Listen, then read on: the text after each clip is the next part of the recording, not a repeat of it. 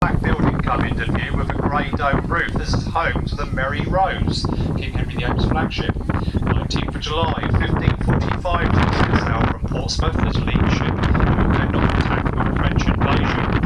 Unfortunately, she sunk a mile off the South Sea Castle, where Henry VIII was watching in horror. It remained on the seabed for over 400 years before being raised in 1982, brought back to Portsmouth, where she's now on display. To the right of the Mary Rose Museum, again just about to come into view, the stern of HMS Victory.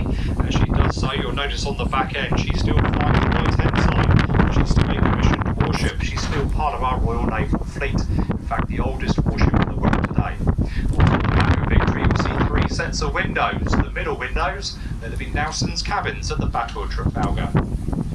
Now, Richard the Lionheart landed at Portsmouth as King of England in the year 1194. He ordered the building of the first ever dock on the site which is now Gunwale Quays.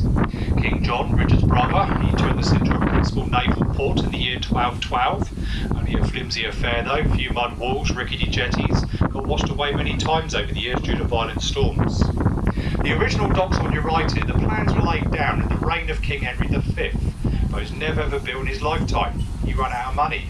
He had to sell off most of his ships anyhow.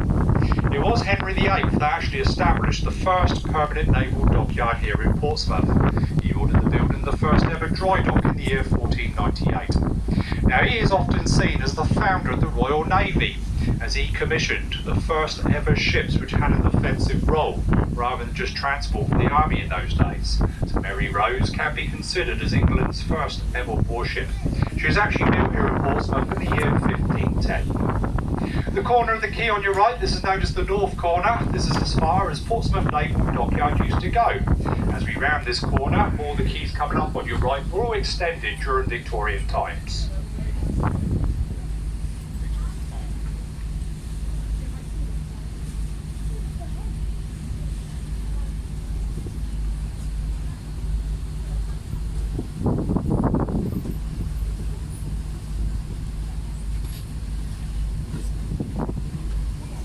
So our next warship is P281, which is HMS Tyne. She's one of our Batch 1 river-class patrol vessels. Got 3 of these little ships, their main role being fishery protection.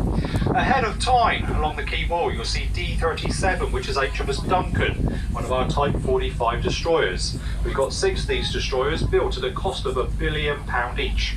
7,350 tonnes, 152 metres in length, 21 metres across. They got a top speed of 29 knots.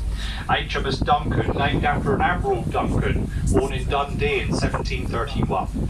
He served the Royal Navy for some 54 years and is famous for defeating the Dutch in 1797. So Admiral Duncan, he died in the year 1800. Now the Port of Portsmouth has been a naval dockyard for well over 500 years.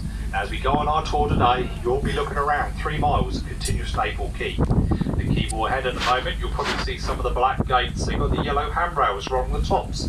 These gates act as corridors and lead to the number 3 basin directly behind, which is a 60-acre pond dug out by hand by prisoners of war back in the 1860s and 1870s.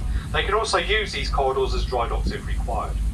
Also on your right, the tidal basin. In there today, 2 more of our Batch 1 river-class patrol vessels. On your right-hand side is HMS Mersey. On your left-hand side, HMS Seven. Coming up on your right, 2 more Type 45 destroyers. On the inside is D34, HMS Diamond. Parked outside of her is D35, HMS Dragon. Now, it doesn't matter which one you're looking at. The Duncan, which is now behind us, or Dragon coming up on your right-hand side. But if you look up on the bow, you will see the 114mm Mark III Vickers gun. A big grey gun that fires some 25 rounds a minute over a range of 22,000 metres, near on 12 miles. Directly behind that, the big grey box is the launching stations for the brand new Sea Viper missile system, a combination of Aston 15 and 30 missiles. Looking on the forward mast, you'll see a grey ball with the spikes. That is the Samson radar. The latest in radar technology can actually detect and track some 2,000 flying objects at any one time. On the back deck, the Ivy Carrier, Merlin, or Wildcat helicopter, they got a crew of 190 on board. Looking in the middle is Dragon, you will see the Phalanx. It's got the white dome on it, they've got one either side. The Phalanx fires 3,500 rounds a minute over a range of 1,500 metres. Any incoming targets, such as missiles or planes, it will automatically lock onto the closest. It will fire.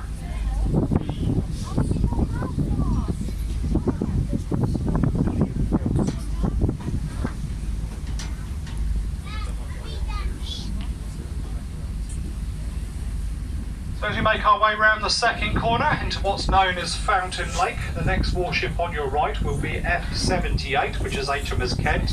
Directly behind her is F-229 HMS Lancaster, two of our Duke-class Type 22 frigates. We've got 12 of these ships in the Royal Naval Fleet. 4,500 tonnes, 133 metres in length and 15 metres across. They got a top speed of 28 knots. Now again on the bow as we go by, the Vickers gun firing some 25 rounds a minute. Directly behind that, the launching stations for the Harpoon and Seagull missile systems, two systems on these ships. There's two 30mm guns on either side of the funnel. You'll see it just in front of the crash boat coming up. Again on the back deck, the Ivor Carrier, Merlin or Wildcat helicopter. They got a crew of 173. Looking above the number, F-78, just underneath the bridge wings, you'll see a small deck. On that small deck, the two rear-facing torpedo tubes, twin set either side for the Stingray torpedoes. You also notice the superstructure on these frigates. The top bits are actually built in 3 separate blocks. There is a reason for this. They were to have a fire on board one day, isolate the fire to one of these blocks, stop it from spreading through the ship.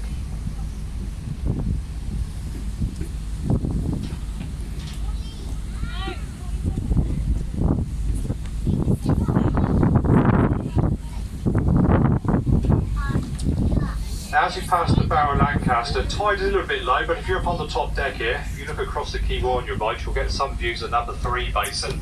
This is the basin that was dug out by hand by the prisoners of war. They actually used some 2,000 convicts and around 1,200 paid labourers dig this pond out. Actually 5.7 metres deep over there, all dug out by hand. Also coming up on your right, on the other side of the quay, you'll see the Diligence with the helicopter pad on the top. She belonged to the Royal Fleet Auxiliary. It means the vessel was actually owned by the Royal Navy, run by merchant seamen.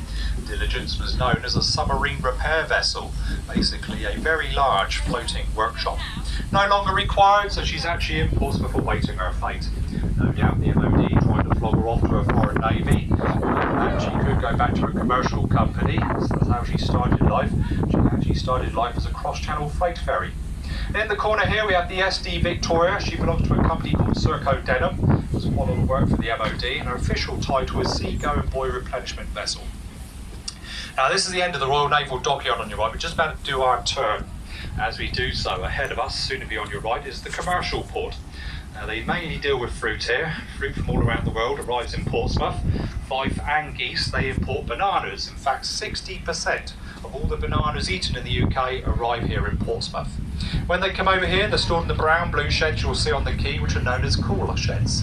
When the bananas come over here, they're still green. Put in these sheds, cold air's pumped on them to keep them green, till such times are required in the shops. Also, when they come over here, they have to be fumigated. Odd creepy, crawly and poisonous spider normally finds a way across them. Continuing our turn, you'll see our ferry port. This is opened in 1976, 5 berths here in total. Makes it one of the busiest ferry ports in the UK today. In fact, it's second to Dover. Now we've got a couple of ships alongside. Directly to your right there, you'll see the start of the Amber. When she goes, she will be on to St Malo. Leaving very shortly, within the next 5 minutes or so, will be the Mont Saint-Michel. When she goes, she will be off to Cannes. Brittany Ferries actually started up by a consortium of French farmers. They were so irate at the cost of exporting their goods to Britain, they started their own ferry company.